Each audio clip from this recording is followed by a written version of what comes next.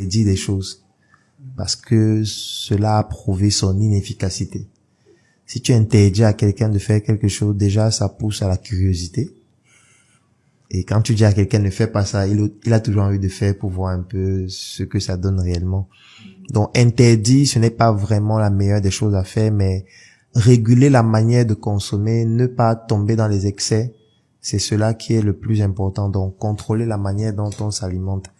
Le problème avec le sel, lorsque c'est pris en excès, c'est que ça peut devenir un facteur de risque de plusieurs maladies, comme des maladies cardiovasculaires. Je peux citer l'hypertension artérielle.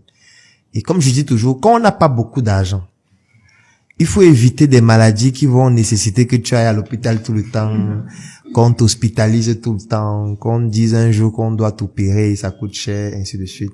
Qu'on te mette sur des traitements à vie, parce que tu t'imagines, si tu as une hypertension artérielle et tu vas dans un hôpital, déjà qu'il faut que tu sois capable de rencontrer un cardiologue, ça coûte cher. Quand tu vas le rencontrer, il va te demander de faire des examens qui coûtent cher, l'électrocardiogramme, l'écho-cœur, sans compter les bilans biologiques et tout ce qui va avec. Et puis après, si le diagnostic est confirmé, on risque de te mettre sur un traitement à vie. Donc, pourquoi prendre ce risque alors que tu peux mieux t'alimenter? Donc, le sel pris en excès, y compris le sucre, est un énorme facteur de risque cardiovasculaire qui peut entraîner des maladies qui sont graves. C'est démontré. Je n'ai pas envie forcément de citer les marques ou d'expliquer tout le reste de détails parce que ce ne serait pas nécessaire.